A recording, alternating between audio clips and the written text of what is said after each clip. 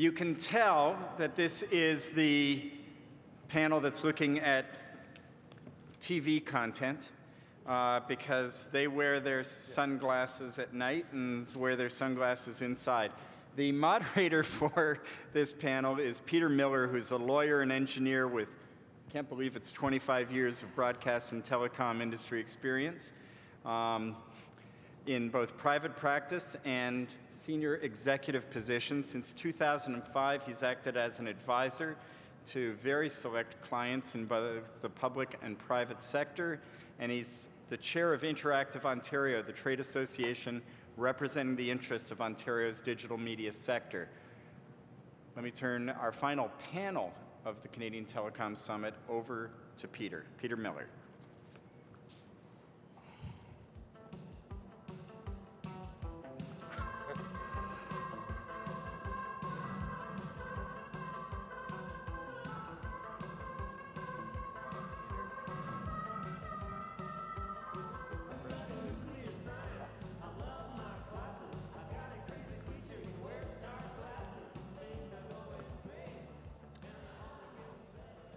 How many people in this room recognize that video?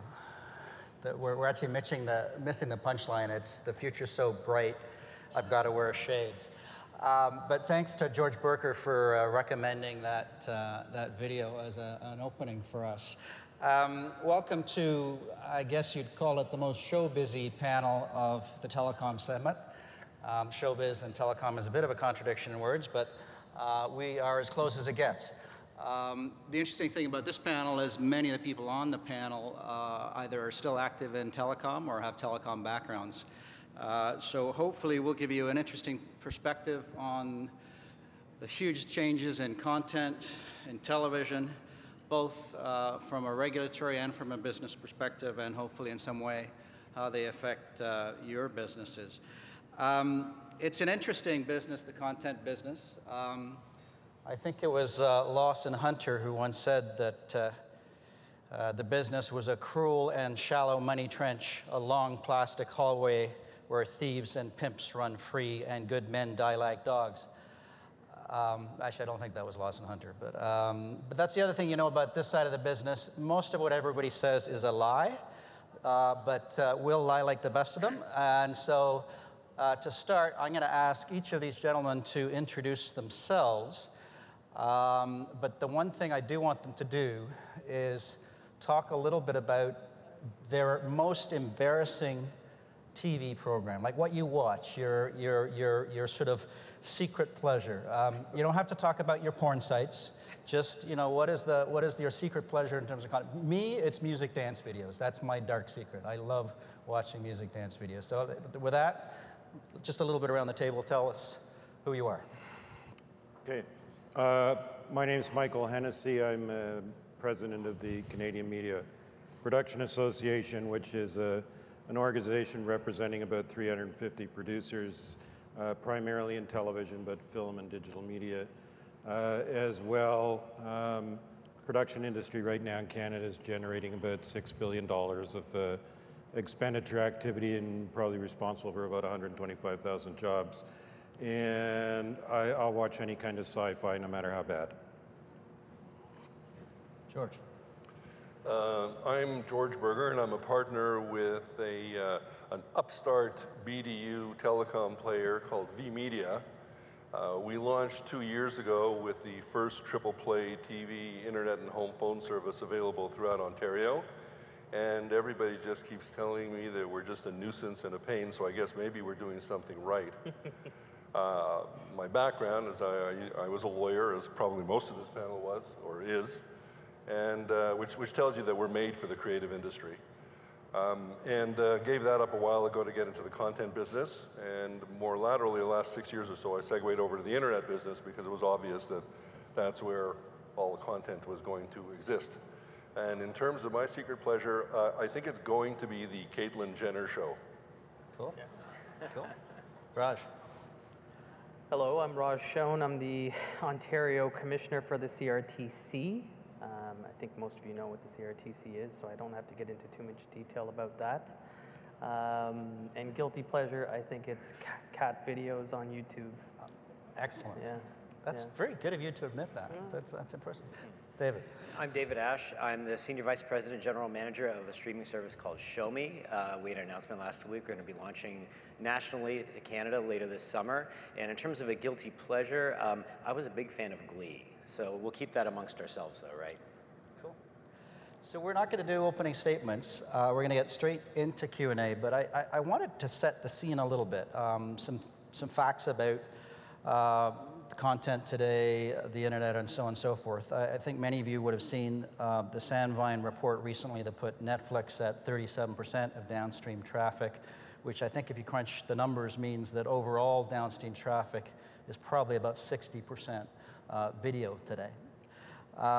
In Canada, we had this interesting thing. If you look at the last CRTC statistics, we had some evidence of cord cutting from 2013 to 2014 because we lost about 100,000 subs to the BDU business, but revenues actually went up 1.5%, which is kind of interesting.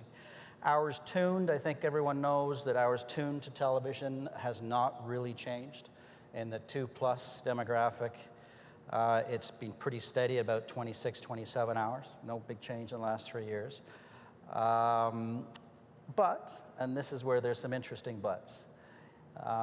Some of you have heard of Duncan Stewart at Deloitte. He does an analysis of quintiles of viewing, and he's shown that the lowest quintile, in other words, the lowest 20% of people that watch the least television, they've gone down materially in their viewing from about 5.9 hours per week in 2010, as it turns out when Netflix launched, to about 3.9 hours in 2014. So you've got a 2-hour reduction in that small, low viewing demographic. So an interesting situation, because in some ways the land is strong, and in some ways, we could be on the precipice. So I like this expression that apparently comes from Hemingway, and I've been using it a lot. This notion of gradually, then suddenly. So you have very gradual change, and then things can happen dramatically. Is this where we're at? Is this a gradually, then suddenly moment? George, I'm going to get you to start. Well, I suppose as the BDU representative, I guess, on this panel, I suppose I should not be saying what I'm going to say, but the fact is that the way you frame it is in the context of what does this mean to the conventional broadcasting industry and the BDU industry.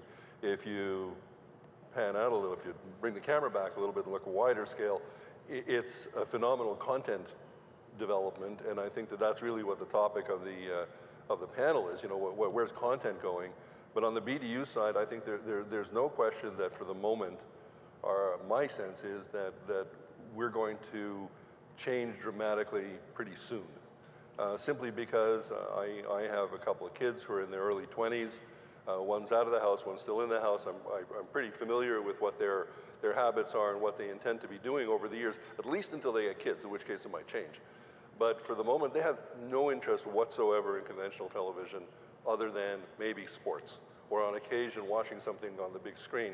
But it's not even the big screen. They're interested in just their own personal viewing. So I think that as soon as that cohort winds up getting their own homes, moving out of the house and becoming households, I think the proportion of conventional BDU subscribers are definitely going to be hit pretty dramatically.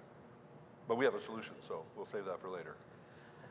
Raj, let me ask you, and I know there's official commission views and there's your views as a commissioner, so feel free to answer the question any way you want to, but how do you see change from a regulator's perspective? So I think I would like to clarify some of your initial observations in the sense that with respect to BDUs being somewhat stagnating or on the decline, I think the Commission's research indicates that while traditional cable and traditional satellite has stagnated, there's been substantial growth in IPTV. So it's not exactly accurate to say that BDUs overall are declining. There's a segment of the BDU market that is in fact growing and growing quite rapidly. It's actually, the growth is quite strong. So I think more than anything, the data doesn't necessarily show that there's no conclusion to be reached as of yet. I think the industry is transitioning to an IP-based world in which programming will be available on demand. And I think most major broadcasters are transitioning to that kind of model or that kind of offering in an effort to retain viewers. And I think George is right in the sense that in the here and now, it's possible that his children don't necessarily want television, but you could also make the argument that perhaps what they don't want is to pay for television. I mean, I can certainly tell you, I have friends of mine in their 20s and early 30s, they do not have cable. They have no intention of paying for cable, but when they come to my place, first thing they do is crack a beer and turn on my television because they're not paying for it. So they can get all the HBO they want because it's free. But at a certain point, they're going to have jobs. They're going to have income. They're going to have kids. They're going to settle down. They're going to want to be able to purchase some of this stuff. And so long as the offerings evolved from something that's primarily linear to something that's on demand and available where they want to get it, I think there might be more of an appetite than people realize to pay for it. Michael, are you in a land is strong mood or in a sky is falling mood? So I think that things are really bad. That would be the short, I'd like to say the more important thing though is to say to George that I am not a lawyer. And for at least the past 30 years or more in this business, people have thought I am. But while you guys were busy studying away at law school, I had the luxury of just sort of sitting around smoking weed, joining myself. Which really, when I moved from telecom over to this job is really important. Okay, seriously, I promise to be serious. I think things are really fucked up. You told me I had to say that. Thank you. And the reasons for this are that the conventional television business, which anchors broadcasting, is in terrible shape, and nobody's predicting anything but a further downward trajectory in terms of advertising revenues. The specialty business in this country, I think, potentially has been gutted. I think that specialty has, as OTT rises, it's at risk anyways, but unbundling, which I fully understand, and removal of a lot of other rules has put it in a place where it's going to start potentially to see a precipitous decline in revenues, and I think great difficulty in maintaining the scale, which is fed by advertising revenues and subscription revenues, both of which are going to disappear in a pick and pay world, of maintaining the scale to make those kind of shows that the CRTC says are very critical to make, The Walking Dead, etc. You can't make $3-4 million an episode television shows within the Canadian system if the supports from the business itself are on the decline because we didn't have much scale to begin with. So I think there's huge risk in the business, and I think that's why after the Let's Talk TV decision, you saw things like the Chorus share price, because Chorus is a pure play broadcaster, take a precipitous decline. Yeah, but if I can just jump in there, I think some of the things that you pointed out really are issues that are somewhat unique to Canada. Because if you take a look, for example, at the US version of Chorus to some extent, well, not really Chorus, but a company that's involved in kids programming, for example, Viacom is doing spectacularly well. And the reality is that where the content is coming from is going to continue to do exceedingly well, regardless of what platform people watch it on. The real challenge we're talking about is not just the packagers like the BDUs, but also to layer on top of it another layer of complexity, the Canadian community. And if we're gonna narrow down the scope of this conversation to that, then I would agree with you. But I'm not sure everybody in this room really cares about the ramifications of how the world is changing on the Canadian production community. I actually didn't mention Canadian production. I only talked about Canadian broadcasters and specialty players. When you mentioned the aspiration of the CRTC to have multi-million-dollar shows like Walking Dead? No, but that's commissioned by broadcasters. I literally did not go into the production business because arguably, whether the demand is inflated from OTT, the buyers for the kind of content we make globally there's never been more buyers. There's never been more supply, there's never been more demand. I think it's a short to medium term thing because I'm not sure that the models that are creating that demand are sustainable. You know, David probably has a better sense as to that side of the business. But in the short term, the demand is huge. Our job, you know, my job is really to say, okay, what are the barriers for us actually accessing those markets, export barriers or whatever, what are the barriers? But I think that side of the business right now is still very strong in terms of the demand. But to be a broadcaster in today's marketplace is a traditional broadcast, a very risky business, I think. In Canada. Okay, in Canada. No, I think And probably elsewhere, I would agree. David, do you want to comment on this or not? Yeah, so I'll jump in on that. So with respect to being a broadcaster, one of the things I like about OTT is we get to hopefully complement some of that. People watch things in a lot of different ways. OTT, the horse is out of the barn. It doesn't go back in. People watch things in different ways now. And for a service like ours, in my mind, we'll offer an option to have people catch up on shows or watch them at a non-appointment time. Some people will watch things on a broadcaster at an appointed time. And I think that's going to evolve. I think to Michael's point there are a lot of buyers. That is good for the industry, and we're a buyer of content as well. But that's my thought. In terms of broadcasting, it's tough, but one of the things I like to think is that we can actually help customers or viewers find content, and we'll complement in the ways when they want to watch on our service, that's great. If they watch on a broadcast service, that's great.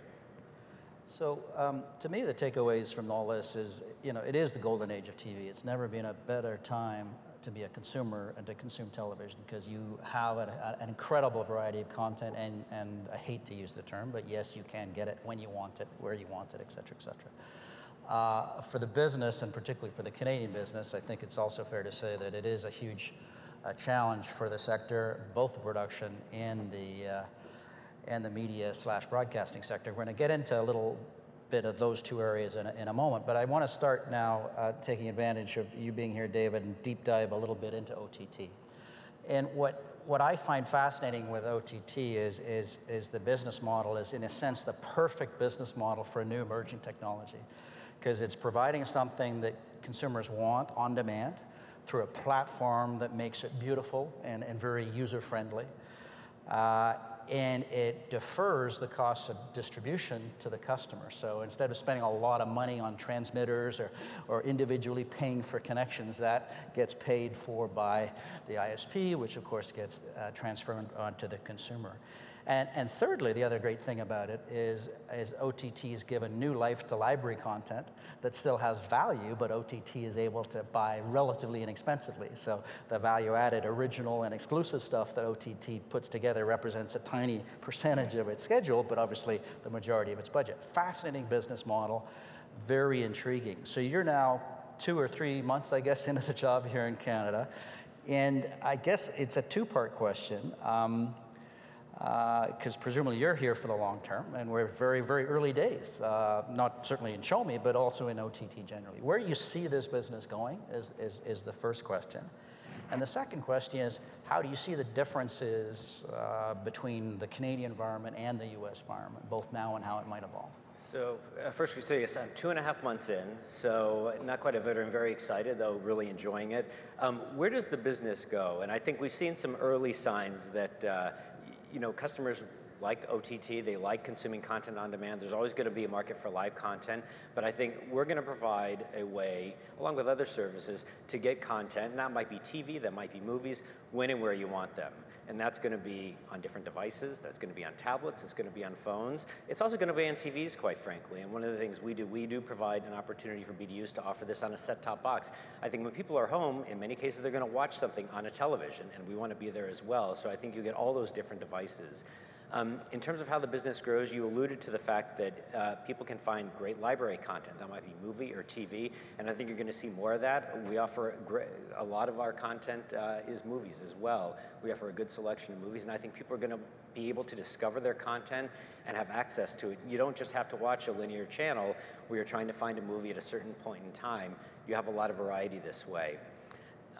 Those are the two big things in terms of the growth platform. And the other thing, obviously, I would say is you're going to see a lot more devices roll out. So you'll be able to get your content, not just on different services, but on many more devices. And some of them, if we were to look 2 or 3 years down the road, some of these devices you're going to be able to consume your video content on, we probably haven't even seen yet. That's the answer to the first question. So the second question, remind me your second question again there. One's where is the business going? 2, what are the differences between Canada and the U.S.? So Canada and the U.S. So yes, I'm transplanted from the U.S., but very excited to be living here. I moved into my permanent place on Saturday, which is very exciting. Been living temporarily in a neighborhood. But some differences. First of all, I come from the content space, and I now need to meet a slew of new people. Even though the suppliers and program content owners I deal with tend to be the same, there's a slew of new people that handle the Canadian territory, so that's been a change, but a good one. In addition to other differences, my colleague here, Raj, when I look at the regulatory environment, and maybe it's just a coincidence, but I found them to be very progressive in terms of what's going on with Let's Talk TV, some of the announcements they've made. I find them to be very progressive compared to the FCC in the US, and some of the recent announcements really benefit us, but I think are great for consumers watching things as well. The device landscape is a little bit different too. So when you look at devices, the growth trajectories and the penetration bases right now can differ in the US versus Canada. And when we make some of these decisions, we launched recently on Apple TV, we launched recently on Chromecast. Some of those devices are more heavily penetrated here. Some other devices might be more heavily penetrated in the US. So that's been a learning curve. But as we have our device roadmap and product roadmap in front of us, that's something we acclimate to. Michael, you know, in the US, it seems to me the studios have very cleverly managed the OTT business. They've created just enough competition to create more demand for product, but not enough to kill the golden goose, or whatever the analogy is. In Canada, it's not the same equation. Net, how do you see OTT as a force for Canadian producers? You got to look at it as, you know, from a business point of view as an opportunity. I'm not sure I totally buy into your assumption that the studios have managed the relationship well. I think in some respects they may have put themselves into a trap where, you know, they can't really back out of some of the deals very easily because the Netflix brand and opportunity is so big for them. So you know, when I look at OTT, it is a phenomenon that absolutely is not going away because it clearly and very directly serves a consumer demand. And from our perspective, there's not a lot of difference between consumer or the audiences that we make things for production. My issue with OTT, is this where I do my ownership thing? Sure. My issue with OTT is a lot more fundamental in you know, backing up in terms of policy, is that for a long time when, you know, I was with the cable guys or with TELUS, we would argue with the government about easing up the foreign ownership restrictions. And I know there's a lot of people in the room that really feel there'd be more competition in telecom if there weren't the foreign ownership restrictions.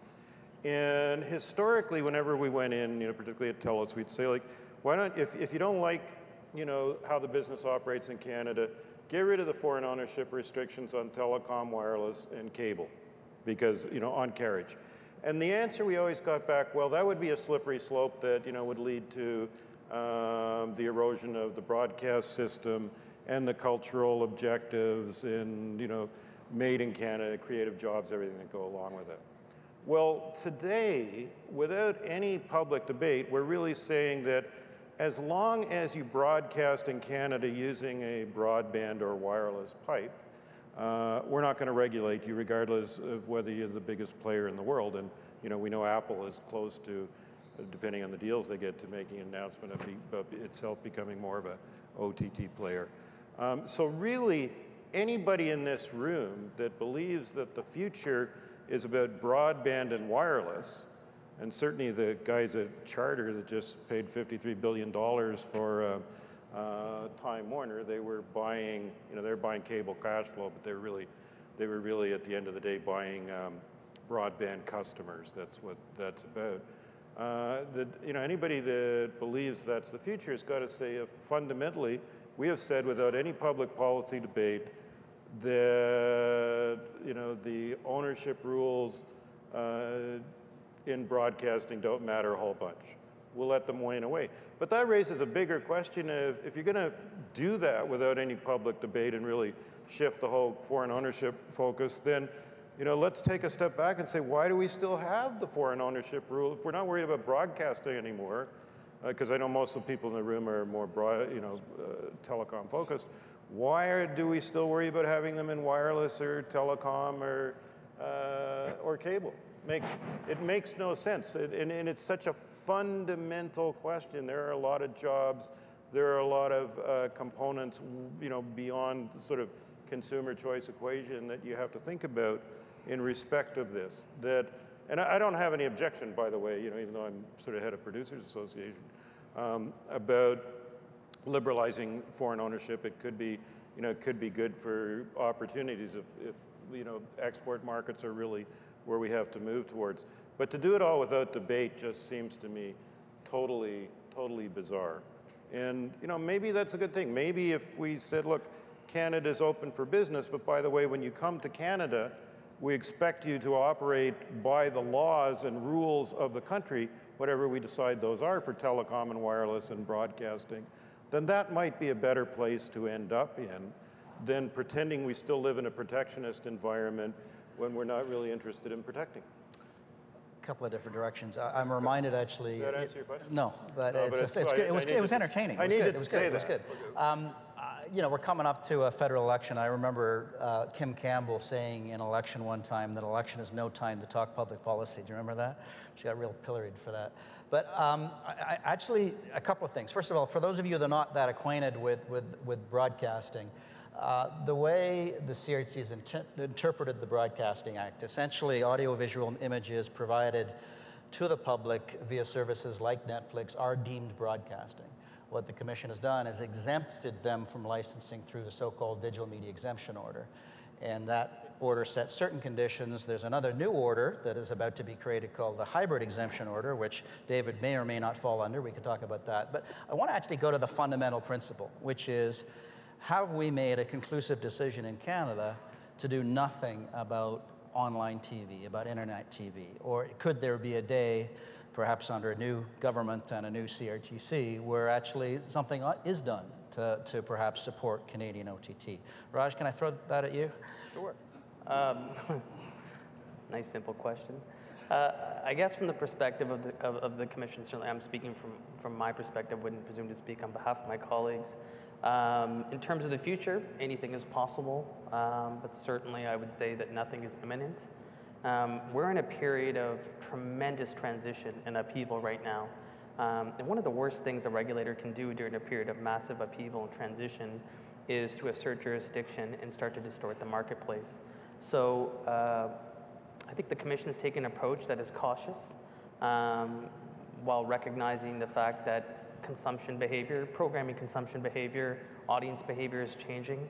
And the most responsible thing we can do is let the market decide, let consumers decide how and where and when they want to consume their programming, and then adjust accordingly. But it's still fairly early days. I mean, the data we have indicates that at the moment, OTT and OTT services and consumption is complementary to traditional viewing.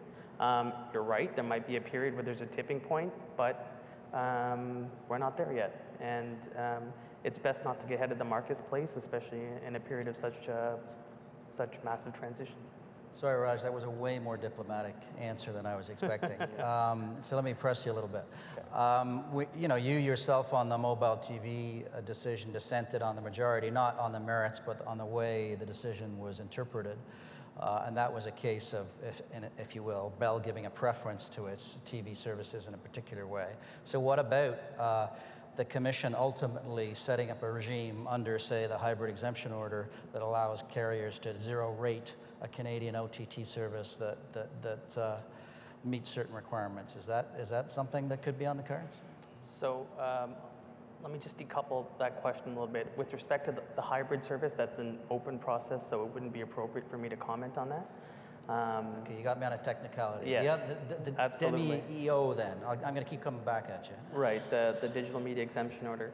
Look, I think there's, without predicting any specific course of action in the future, in terms of zero-rated apps or any particular process or remedy that the Commission can impose in the future, I think it's important to take a step back and perhaps look at the bigger picture and ask perhaps, is it appropriate or should the Commission engage in a conversation with the industry and the Canadian public about some of the fundamental changes in behavior that we're seeing?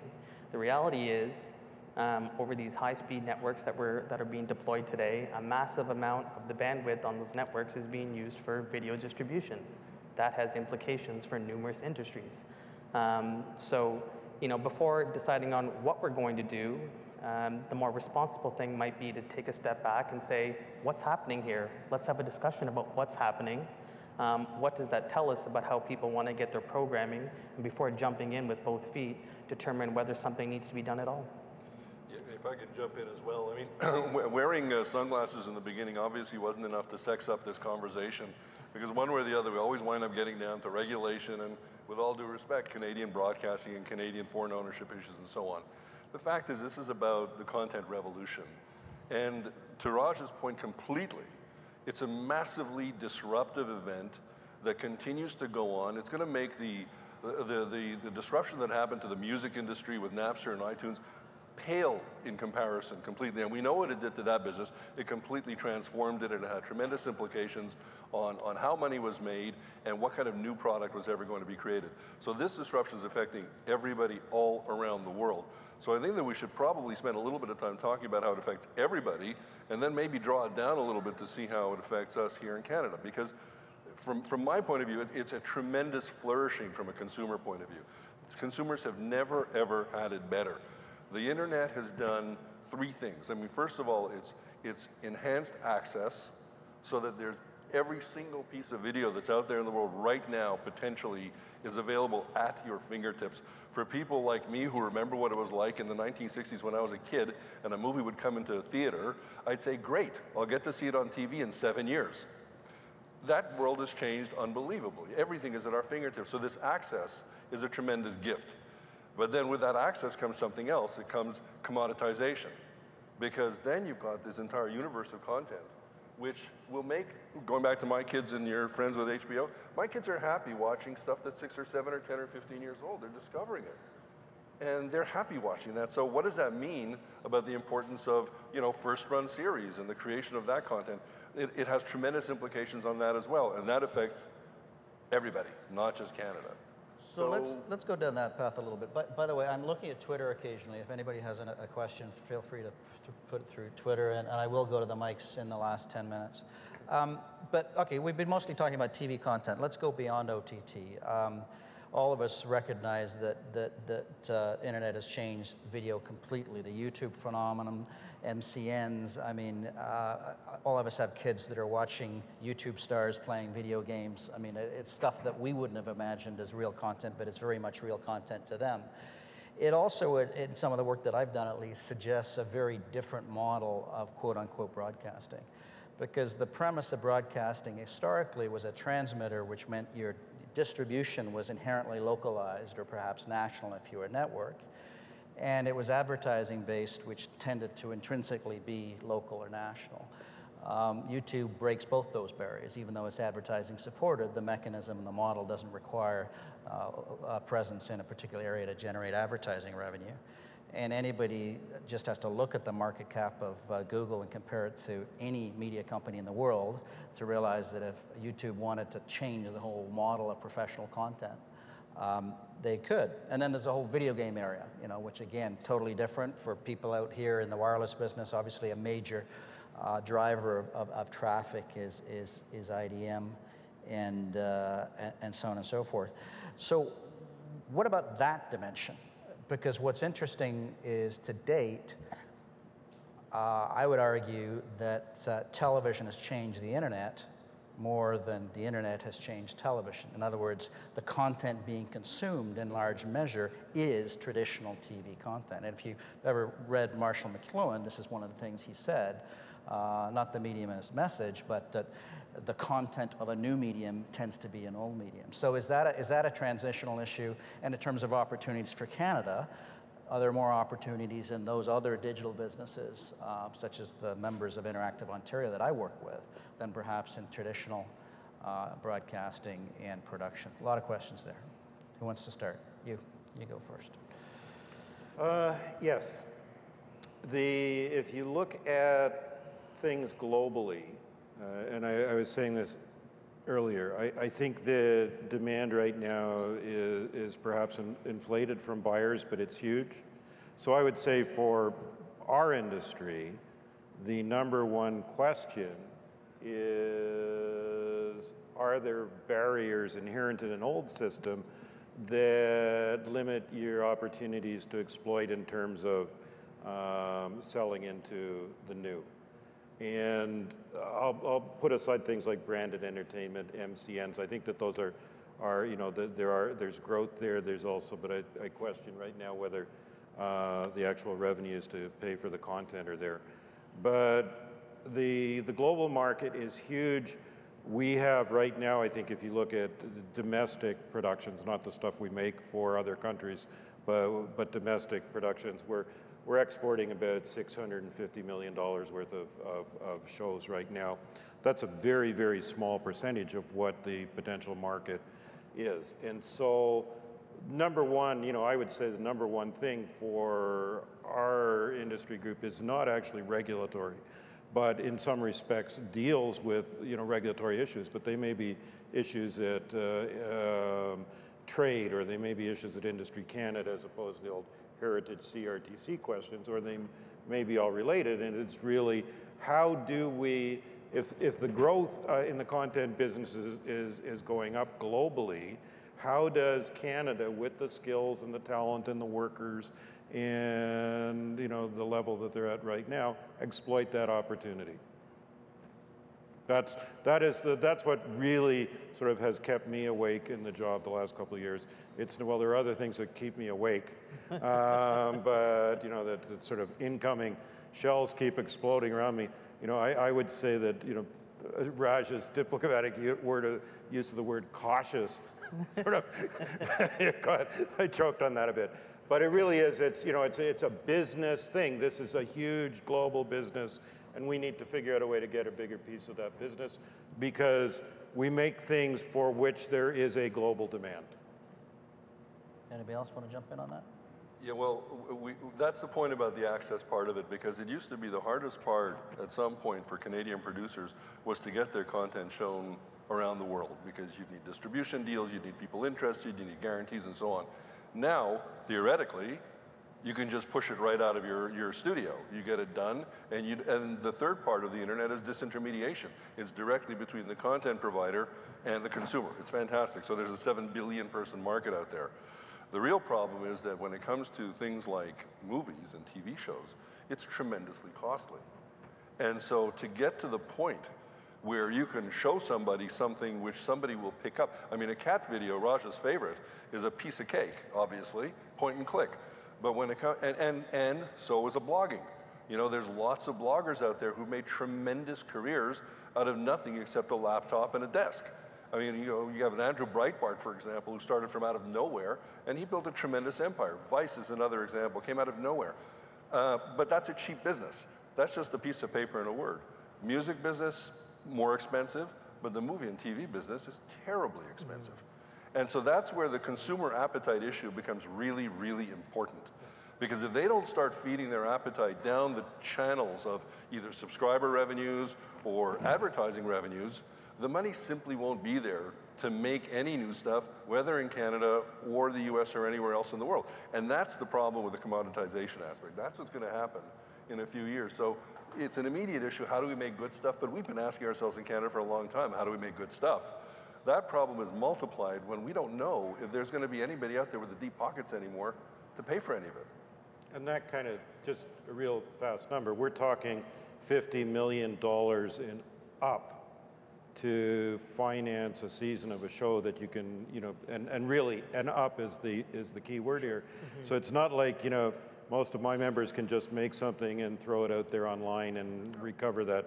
There are all kinds of rights and buyers and suppliers that you have to do deals with, and you know that is a very complicated process. But that's what people demand, and that's what people are stealing today. You want to jump in? No. I would echo a lot of the sentiments here. I think, you know, you mentioned is television. I almost look at it when you look at television and the internet. Television has really taken advantage of the internet, and you've alluded to two things: access. So people have access to a lot more content now. Distribution, much more efficient. But I think what that's created is a huge amount of value, and now it's for customers has been very good because they can look at some of these services and for a very low price get a lot of content. So I think it's created value through that access and distribution. Let's talk about the media business in Canada a little bit. We heard Marianne Turk at lunch say things like that it needs scale, it needs good content, we need to combat piracy, and then she, I would say, using very diplomatic words, said, and I'm paraphrasing, that the economic model is intimidating. Let's talk about that. The fragmentation of advertising is scary and ongoing. Anybody that's seen that great chart I use over and over again, the IAB puts out, that shows the growth in internet advertising and shows print going down and shows now TV going down and the first hints of radio going down, knows how strong that force is. And it's just the volume, the capacity of the internet and mobile to absorb advertising that will fundamentally change the economics of every traditional media category. That's huge. George, use the word commoditization. I'm not sure I would use that word. I mean, hits are hits, they're not commoditized. I would say there has been, and Michael's heard me say this, if you will, a bifurcation of content that appeals to people on TV. So the traditional immersion in cooking shows is more challenged by the internet. You know, good TV series are getting better audiences now than they did a while ago because it's so much easier to get them. But there's a category of programming that's at risk. I'm with George. I think commoditization is a really good word. Why? You know, well, I'll tell you numbers, by the way. Because the fundamental, you're kinder, gentler with a business that you're running, and the first premise is there's massive oversupply of content. That's oversupply. We're talking about that's not commoditization. Well, yeah, but when you have oversupply, generally what happens next is that the price, the willingness to pay, goes down.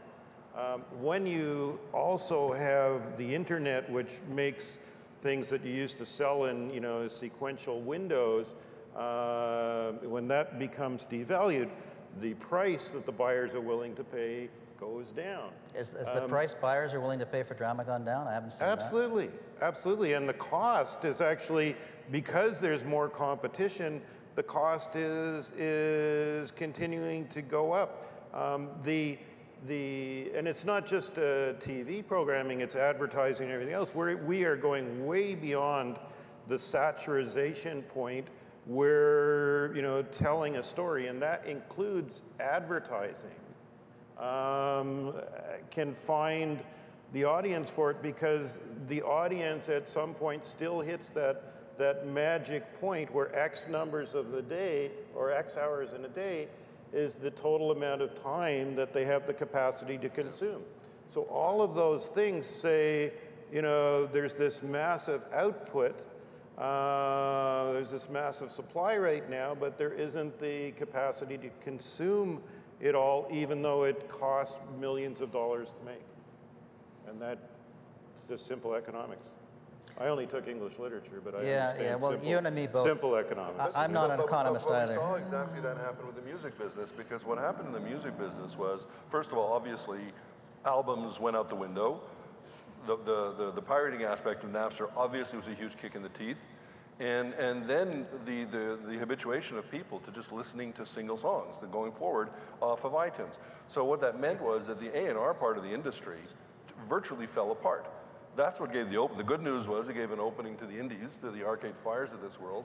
But that's what happened to music. It got kicked to pieces. And this you know, in 5 or 10 years, that's the most vulnerable part. The BDU part, actually, to me, that's not a really big issue because, you know, we have a whole different function to serve. You know, we can enhance the experience of consumers. You know, we can organize it for them because it's a very chaotic world out there with the use of devices and everything. So I think BDUs have a real good prospect of being an organizer for them. And so I think that's a really big differentiator. But in terms of being, I would not be crazy about being a TV producer and wondering where I'm going to be making my living in 5 or 10 years. I represent a lot of very nervous people. Just so you can disagree with me again, let's get on to vertical integration.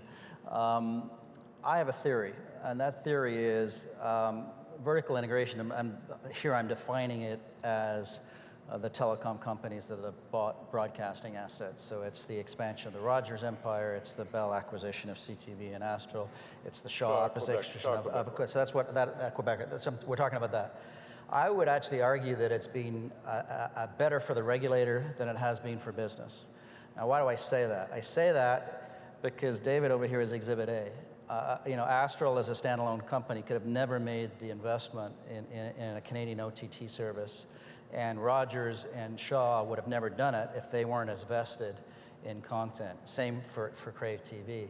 The trouble is, in my view at least, is the CRTC all but encouraged these companies to get into content and now makes it very difficult for them to do anything to give themselves a slight advantage by being in that space. And you, as we were talking earlier, were at TELUS when it did not make these decisions, either wisely because of your counsel or out of dumb luck. But what's your thought on that? I think the impact on the share price of TELUS of not investing in content helped pay off the mortgage on my cottage. The problem is, and you know, I was listening to Marianne today, and I absolutely believe in that the people on the broadcast side of the business, whether it's at Shaw or Rogers, well, particularly Shaw and Bell, really do care.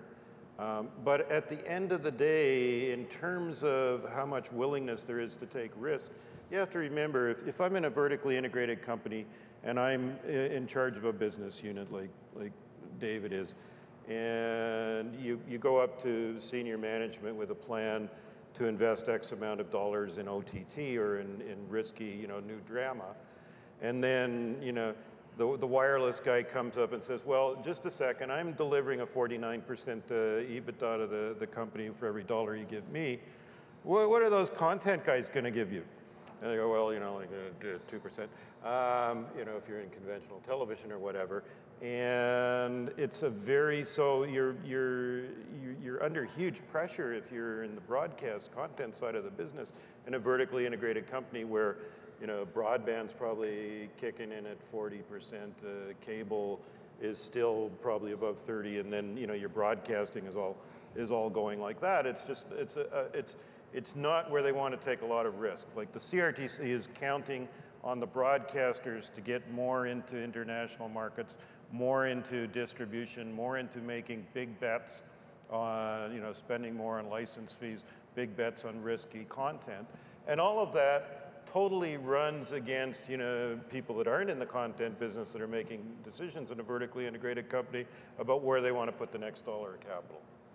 And it's not necessarily on, you know, setting up an office in London, Paris, New York, LA, and taking risks. So did you agree with me or disagree with me? I think, yes. Yes, okay. Yeah. Anybody else want to comment on that?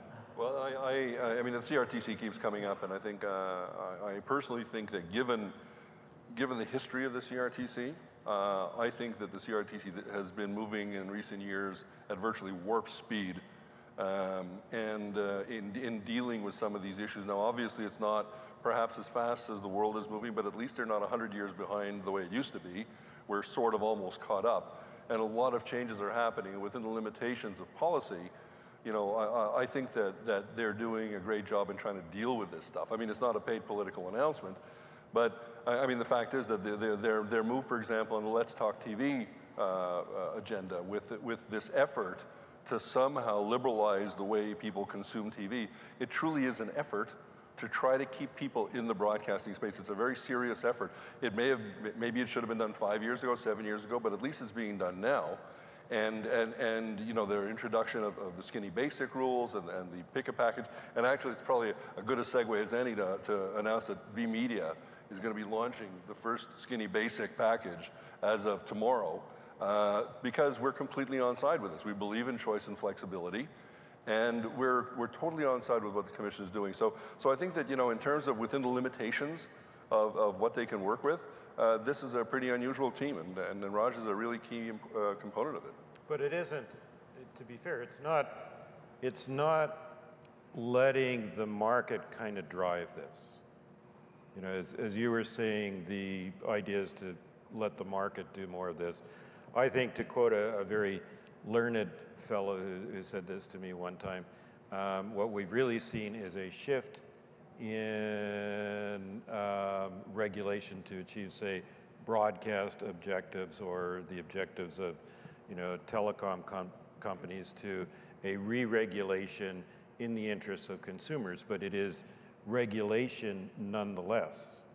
And I know when we appeared, you know, one of our concerns was that when you tried to regulate, you know, even if you're changing all the rules in a period of radical disruption, a lot of things, unintended consequences can happen. You know, we're seeing the same direction happening in the US with more and more Verizon, Sling, all these things that are happening. Everybody's going OTT, everybody's making things happen, but generally, apart from a little suasion every now and then from Congress, the FCC is not trying to set all the rules of the game. So I'm seeing pillars there, but no people, so I'm going to keep going. One more question, I think. Some of us who've been doing this too long would say that we've never had a more politicized CRTC. We've never had a CRTC where there's more government direction. We certainly never had a CRTC hearing looking at a major policy issue where just beforehand the government pronounced on one of the issues that was before the Commission, and that was the Prime Minister's announcement or statement on being opposed to a Netflix tax. But we're going into an election, and who knows what would happen. I think we know the way this government and this Commission sees the future, and it is very, very consumer-focused, even if that means more regulation. What if you were advising, each of you, the opposition, about future directions for broadcasting and telecom policy, particularly as it regards content? What would you be suggesting they look at? We'll start with you. I just want to make it clear to the government of the day that we're not advising the opposition. I said if. Yeah, that's a big if. I've been talking okay, you're too much. moving on? Yeah. And over to you. And I haven't. Yeah. No, well, frankly, we talked about this at lunch. The single most important thing that anybody can do, opposition or otherwise, is to try to obliterate the distinction between conventional content carriage and over-the-top content carriage. And by that I don't mean like taxing Netflix. What I mean is that if somebody wants to be a BDU and deliver their BDU services on the open internet, or if they want to deliver it over conventional IPTV on a closed loop, or if you want to deliver it by satellite or by cable, there isn't a single person in this room who could give me a logical argument why they are not exactly on the same level playing field, provided that they all abide by the broadcasting regulations, and provided that the rights owners are content with the DRM in place. Apart from that, absolutely nothing matters. And that distinction has been twisting the Commission and other people into knots for some time, and there really should be clarity, whether that's from government or if it's from the Commission, it sort of doesn't matter. But at this point, we're way past making those kind of fine distinctions, and if somebody wants to be just an over-the-top BDU, and they want to pay their 5% CMF, and they want to make sure that they carry all the necessary channels, what difference does it make? Yeah, you're going to comment on that one, aren't you? I think for obvious reasons, I should not provide an answer to that question. I will say, however, that it has been suggested to me from time to time that this commission is perhaps more quote-unquote politicized than other commissions. I cannot speak for my colleagues, but for myself, I can certainly say I have never felt any pressure at any point from anyone from the government. I act independently. I'm sure my colleagues act independently. We value our independence, and you know, I think we make our decisions in the vein of that independence.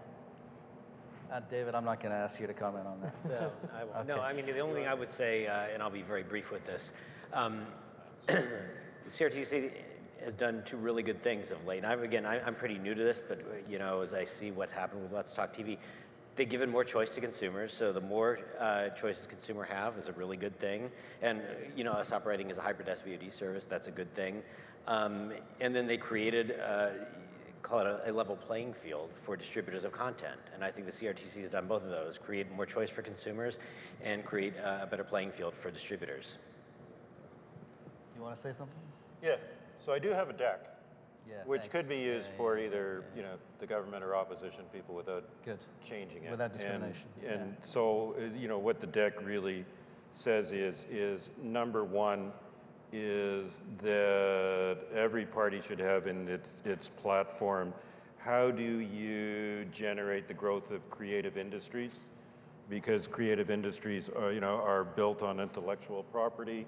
Intellectual property is really the currency of an information age. If you have creative industry, you have creative jobs for kids going forward. It's important that in a vertically integrated world that everybody has the opportunity to exploit their share of intellectual property proportionate to the amount of money they put in, and that the government should focus less on old forms of regulation and more on looking at, you know, how do you create opportunities through industry and trade to actually go from what used to be called selling our stories to, or telling our stories to each other, to actually selling our stories to the world. Good. We're about to get the hook here. No, you're done. My turn. 38 seconds. Two things. I want to thank publicly Michael and Mark for this conference. We have too few opportunities for the gathering of the clan. Yes.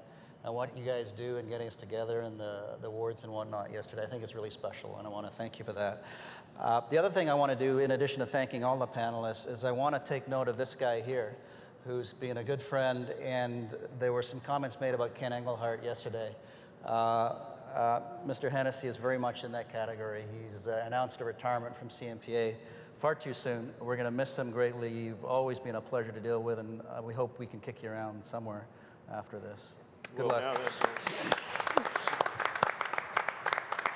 Now that Michael knows that, maybe next year he'll be able to bring back a better retired moderator. There you go.